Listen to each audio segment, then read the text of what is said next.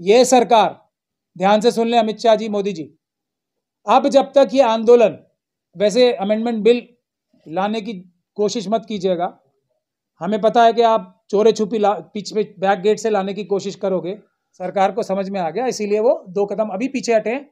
हम लोग सावधान हैं, हमें पता है कि 2 कदम पीछे हट के 4 कदम आगे बढ़ने की टेक्निक आरएसएस और बीजेपी वालों की हमेशा से रही। बहुत ही महत्वपूर्ण विषय है आज भी।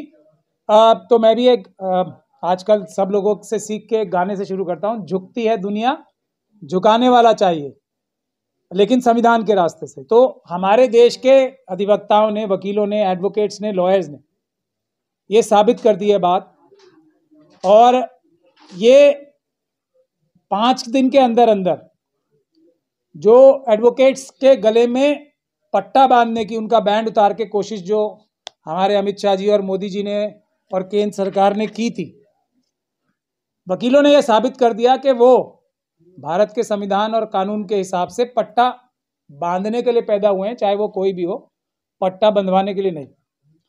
अब महत्वपूर्ण बात यह है कि अब सरकार या तो वकीलों का एक व्यापक आंदोलन देख के बहुत ज़्यादा डर गई, और उसने ये सोचा होगा कि अगर हमने वकीलों के ऊपर ये काम किया कि वकीलों को बिल्कुल ताकत रहित कर दिया, जो सरकार की मंशा थी। देखिए, संविधान खत्म करने के लिए सबसे बड़ा जो रोड़ा है सरकार के सामने, बहुजन समाज तो है ही, लेकिन एक संगठित समाज भी है, वो है वकीलों का, जो संविधान के सबसे बड़े रक्षक हैं, जजों से भी ज्यादा और किसी भी और संस्थान से ज्यादा।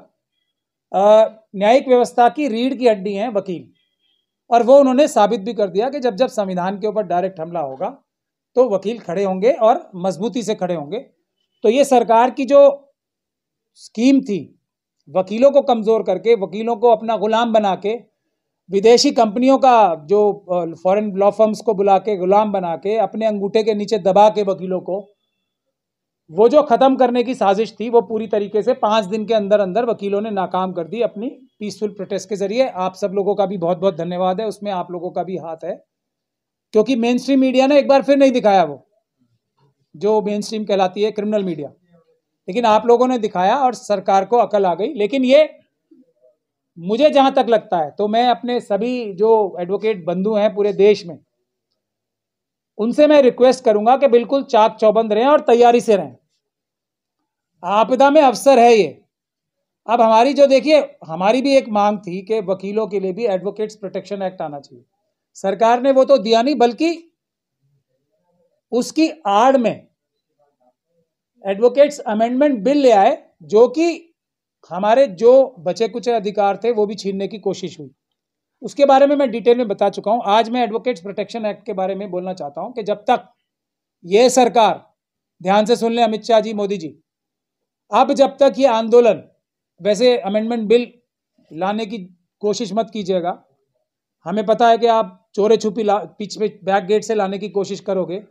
तो यहाँ जो एजेंटबाजी है ना, जो आपने बड़ी बड़ी पॉलिटिकल पार्टीज के अंदर कर रखी है, हमारे बड़े बड़े मजहबी रहनुमा, धार्मिक रहनुमा जो हैं हमारे SC ST OBC माइनॉरिटीज़ के, उनको खरीद रखा है, हमारे राजनीतिक नेताओं को खरीद रखा है, अपना गुलाम बना रखा है।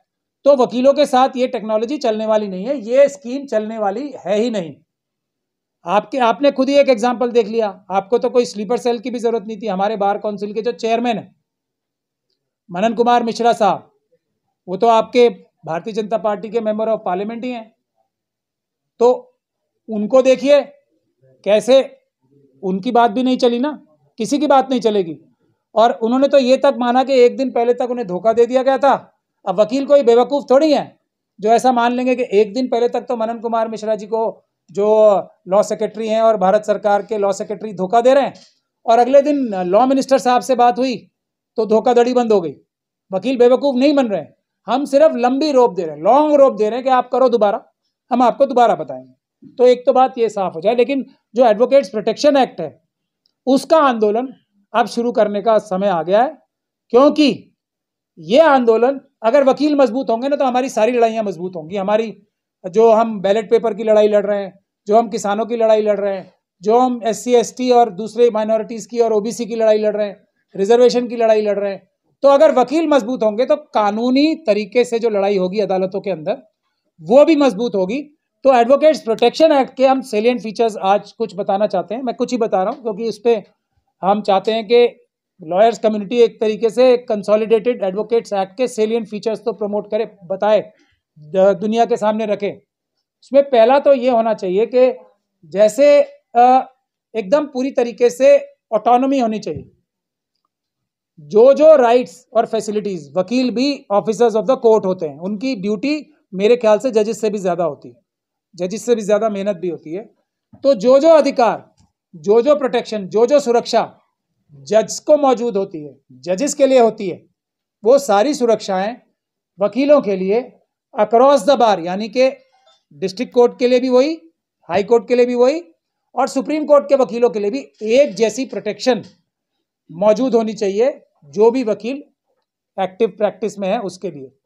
और वो जजेस की तर्ज पे होनी चाहिए। उनको रिटायरमेंट बेनिफिट्स होने चाहिए, रिटायरमेंट की कोई पॉलिसी होनी चाहिए, ताकि जो वकील ज़्यादा उम्र दराज हो जाते हैं और वो प्रैक्टिस नहीं कर पाते, हालांकि वकील तो बड़ी बड़ी उम्र तक भी प्रैक्टिस करते ही हैं, तो सरकार पे ज़्यादा और देश के जो रिसोर्सेज हैं उस पर दबाव भी नहीं पड़ेगा। तो जो रिटायर हो जाए उनके लिए बेनिफिट्स, प्रैक्टिस में सुविधाएं, जूनियर लॉयर्स को स्टाइपेंड मिलना चाहिए जो कि बार काउंसिल ही दें, सरकार से पैसे किसी प्रकार से लेके। जूनियर लॉयर्स के लिए स्टाइपेंड, उनके लिए वर्किंग कंडीशंस, और उसके अलावा इंश्योरेंस पॉलिसी होनी चाहिए। अरेस्ट जो है, वकीलों का भी जो अरेस्ट का जो तरीका है या उनके ऊपर मुकदमा चलाने का तरीका, वो पैरेलली उसी तरीके से होना चाहिए कि बार काउंसिल से परमिशन लेके ही किसी वकील को अरेस्ट किया जाए, वैसे नहीं किया जाए। दूसरे जो फैसिलिटीज़ बाकी प्रोफेशनल्स के लिए हैं वो भी वकीलों के लिए बहुत ज़रूरी हैं। हमारे तो कोई वर्किंग आवर्स भी नहीं होते, आप लोग देखते ही हैं, सुबह से लेकर रात तक हमें काम करना पड़ता है। 10 से 5 तो हमें अदालतों में भी, और कई बार 10 से 5 के बाद भी अदालतों में काम करना पड़ता है। तो मैंने आज आप लोगों को इसीलिए बुलाया था कि एक तो सारे जो हमारे वीकर सेक्शंस हैं, SC, ST, OBC और माइनॉरिटीज़ के लोग, ये देख लें एकता में कितनी ताकत है, और अगर संविधान का सही जो रास्ता है तो बड़ी से बड़े ताकतवर जो अपने आप को समझते हैं वो भी झुकते हैं। मैंने आप लोगों को आज कोई लंबी बात करने के लिए नहीं, इसीलिए बुलाया था कि आप सब लोगों को बहुत बहुत मुबारकबाद कि आपने वकील कम्युनिटी का इतना साथ दिया। हम भी आपके साथ आपकी ज़रूरत पे खड़े रहेंगे, सोशल मीडिया के सारे इन बहादुर हमारे चैनल्स के लिए जिन्होंने खतरा मोल लेके हमें कवर भी किया और हमारी बात पूरी देश दुनिया तक पहुंचाई। बहुत बहुत धन्यवाद। इतनी जल्दी सरकार को कैसे समझ आ गया, मतलब ये बिल में संशोधन पे तैयार होगी? क्या कोई साजिश है या कोई चाल है इस तरीके से मोदी सरकार? नहीं, समझ तो सरकार को ऐसा थोड़ी है, समझ में ये आ गया कि ये लोग जो वापस कार्रवाई करेंगे वो सरकार से झेली नहीं जाएगी, मतलब पूरी तरीके से रास फास हो जाएगा और सरकार जो है पूरी तरीके से एक्सपोज हो जाएगी कि वो संविधान के ऊपर हमला करने के लिए ही वकीलों के ऊपर हमला कर रही थी, वो संविधान बदलने के लिए जो उनके राह में आखिरी रोड़ा है ना वो हटा रही थी। तो ये सरकार को समझ में आ गया, इसीलिए वो 2 कदम अभी पीछे हटे हैं। हम लोग सावधान हैं, हमें पता है कि 2 कदम पीछे हट के 4 कदम आगे बढ़ने की टेक्निक RSS और बीजेपी वालों की हमेशा से रही। फीडबैक लेकिन मांग रहे थे ना, वो तो कह रहे थे कि फीडबैक, इससे पता लग रहा था कि क्या चेंजेस हो सकते हैं। तो उसमें मैं तो 2 दिन से बता रहा हूँ, फीडबैक मिल गया ना, इसको ऐसे फाड़ो, रद्दी की टोकरी में डालो। एडवोकेट्स प्रोटेक्शन एक्ट आएगा, ये तो गया रद्दी की टोकरी में, मैंने पहले से ही ऐलान कर दिया था 2 दिन पहले ही। और मैंने क्या ऐलान किया था, ये हर वकील ने ऐलान किया था, मैं तो सिर्फ सामने आके बोल रहा था, हर वकील ने ऐलान कर दिया था, गया रद्दी की टोकरी में। यही फीडबैक है, यही फीडबैक RSS और बीजेपी को समझ में आता है, और कोई फीडबैक समझ में नहीं आता है तो फीडबैक मिल गया ना इन्हें। तो हड़ताल बंद है पूरी तरह से, अब सारी चीजें। अब देखिए, धोखा हमने तो कह दिया ना, हम झूठे को झूठे की हद घर तक पहुंचा के आते हैं, हम लंबी रोक दे रहे हैं, करो फिर। लेकिन हमारी डिमांड जो है वो बेसिकली एक ही है, एडवोकेट्स प्रोटेक्शन एक्ट, मजबूत एडवोकेट्स प्रोटेक्शन एक्ट, जिसके कुछ सेलेंट फीचर मैंने आपको आज बताए डिटेल में भी।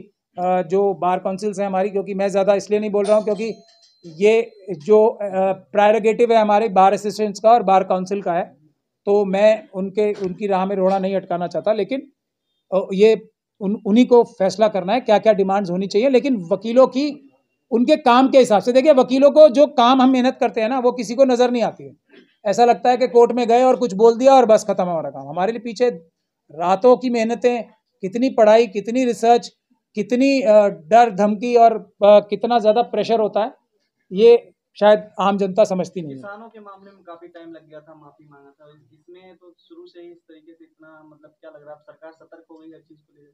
नहीं, वकील तो देखिए वैसे भी फीडबैक भी अच्छा दे दिया हमने तुरंत ही, एक ही दिन में। और फिर जो सबसे बड़ी हमारी वो है ना, सरकार किसानों के आंदोलन में भी, जिस भी आंदोलन में कमजोर कैसे करती है, जो उनके हरे रंग के सांप होते हैं ना घास में, उनसे करती है।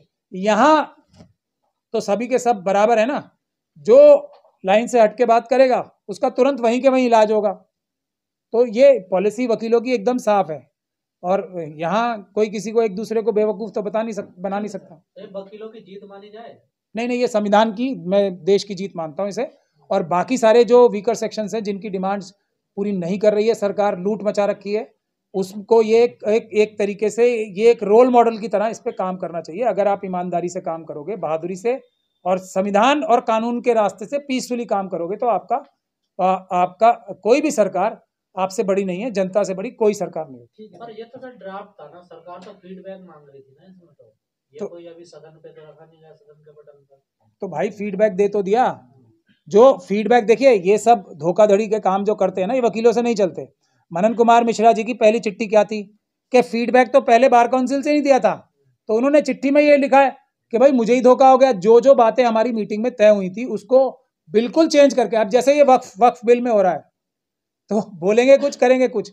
अब ये हमारे वक्फ बिल में जो सेलेक्ट कमेटी में और जिसमें भी जा रहे हैं बेवकूफ़ बनने के लिए या साजिश में शामिल होके, वकील वैसे थोड़ी है बेवकूफ़ कि चाहेंगे और बेवकूफ़ बन के आ जाएंगे, चाय पानी पी के या पैसे वैसे लेके आ जाएंगे। वकील ऐसे नहीं है ना। कपिल सिब्बल जी तो कुछ कहे भी नहीं सर, इसमें सुप्रीम कोर्ट की तरफ से कोई आंदोलन या प्रोटेस्ट मतलब कुछ शुरू भी नहीं हुआ, उसके पहले ही लोअर कोर्ट में। मैं इसीलिए तो कह रहा हूँ, यहाँ ये हरे रंग के सांप का कॉन्सेप्ट नहीं चलता है। मैंने तो आपको बता दिया, मनन कुमार मिश्रा जी का नाम ले दिया, कपिल सिब्बल साहब का भी मैंने नाम लिया था कल भी। वो कुछ कर ना पाएंगे ना, उन्हें पता है वो अपनी इज्जत गंवा सकते हैं वकीलों से गद्दारी करके, हाथ कुछ नहीं आने वाला। तो इसलिए यहाँ एकदम क्लियर पिक्चर है, और इसी से सीख लेनी चाहिए सबको। कपिल सिब्बल साहब ने एक कदम नहीं उठाया, कुछ हो गया नहीं हुआ ना, कुछ भी कोई फर्क नहीं पड़ा आंदोलन पे। इसी तरीके से मनन कुमार मिश्रा जी ने एक पहले तो इशारा कर दिया, उसके बाद 3 बार मना कर चुके थे वो। जब तक विड्रॉ नहीं हो गया वकीलों ने किसी की सुनी।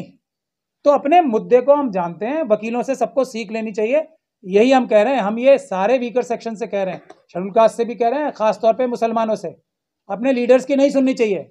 जब मुद्दा साफ है उसको पकड़ो, और वही लीडर है जो सच बोलेगा, और जो चुप रहेगा, पोइट्री पढ़ेगा, जैसे कपिल सिब्बल साहब ने चंद्रचूड़ साहब के लिए पढ़ी थी। हमने तो उन्हें भेजा ही इसलिए था कि चंद्रचूड़ साहब गलती ना करें कोई, और उन्होंने कविताएं पढ़ रहे हैं उनकी तारीफ में, तो कैसे दूध में से मक्खी की तरह निकाल के फेंक दिया कपिल सिब्बल साहब को हम सब लोगों ने। यही हम चाहते हैं, बाकी सब जो आंदोलन हो रहे हैं उसमें भी ऐसा ही। खबरों में बने रहने के लिए फोरम 4 को सब्सक्राइब करें और नोटिफिकेशन पाने के लिए बेल आइकन दबाएं।